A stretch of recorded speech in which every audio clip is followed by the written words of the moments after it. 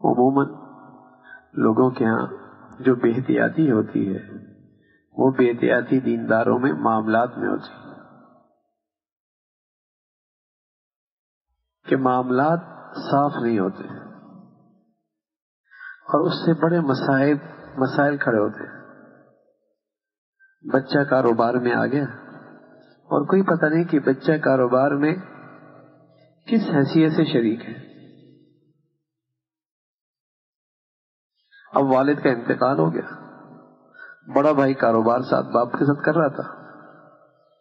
اب وہ سب بچوں میں میراث برابر کی تقسیم ہو تو اس بڑے بچے کا حق مارا جاتا ہے. کتنے سال باپ کے ساتھ محنت کی، اور اس کو اگر شریک کیا جائے کاروبار میں باقیوں کا حق مارا جاتا ہے. کوتاہی کہاں ہوئی کہ بچہ جب کاروبار میں آیا تو اس کی حیثیت متعین نہیں ہوئی کہ یہ بطور حصے دار کے ہے بطور ملازم کے.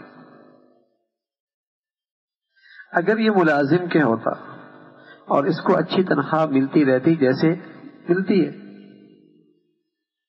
تو اس کے انتقال کے بعد ٹھیک ہے سارے بھائی بھی کاروبار میں برابر کے شریک ہوتے اور اسے اپنا حق مل گیا تنخواہ کی صورت میں، اسے اپنا حق مل گیا. تو عموماً ہمارے ہاں یہ ہوتا نہیں. اچھا پھر یہ ہوتا ہے خاص طور پہ جب بڑے بھائیوں میں آپس میں کاروبار ہو اور ان کے بچے کاروبار میں آ جائیں. کسی کا 2 بھائی بیٹے کاروبار میں آ گئے، کسی کے 3 بیٹے کاروبار میں آ گئے، کسی کا 1 بیٹا بھی کاروبار میں نہیں. اب کیا ہوگا؟ اب جنگ ہوتی ہے، جنگ ہوتی ہے. بڑے بھائی تو کام کر رہے تھے سو کر رہے تھے، اب جب اولادیں کاروبار میں آ گئی اور ان کی حیثیت متعین ہی نہیں ہے، پتہ ہی کچھ نہیں ہے، تو بس اوقات اتنا نقصان ہوتا ہے کہ اتنے محبت کرنے والے بھائی آپس میں ایک وقت آتا ہے ایک دوسرے کا چہرہ بھی نہیں دیکھنا چاہتے. اچھا 2 شریک کاروبار میں ہوتے ہیں، ان کا بھی طے نہیں ہوتا کہ پیسے کیسے اٹھانے، جس کا جی چاہ رہا ہے جتنا اٹھا رہا ہے.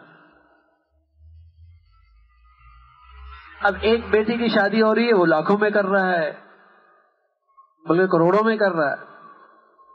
اب دوسرے بھائی کی اتنی ضرورت تو نہیں ہے لیکن وہ کہنے کا جب اس نے لاکھوں میں کروڑوں میں اٹھایا تو میں کیوں نہ اٹھاؤں. اب ایک بھائی کے 2 بڑے بھائی ہیں، وہ گرامر میں جا رہے ہیں، سٹی میں جا رہا ہے، ایک میں بچہ نہیں ہے، کاروبار وہ بھی کر رہا ہے یہ بھی کر رہا ہے، اس کے خرچے زیادہ ہیں اس کے خرچے کم ہیں. کوئی تعین ہی نہیں کون کس کا حق کھا رہا ہے اور کھائے جا رہا ہے. آج کا مسلمان نماز کے مسائل پوچھ لیتا ہے، روزے میں ذرا سا پانی حلق کی طرف جائے تو پریشان ہو جاتا ہے، طلاق کے معاملے میں فکر مند ہو جاتا ہے، لیکن معاملات کے معاملے میں کچھ نہیں پوچھتا. معاملات کے معاملے میں بالکل نہیں پوچھتا کہ ہم نے اپنے معاملات ٹھیک کیسے کرنے ہیں. اور معاملات اتنی بنیادی چیز ہے، اگر لقمہ حلال ہی نہیں ہے یا کسی کا ناحق مال میرے پاس ہے تو میری تو ساری عبادت کی روح ہی نکل جائے گی.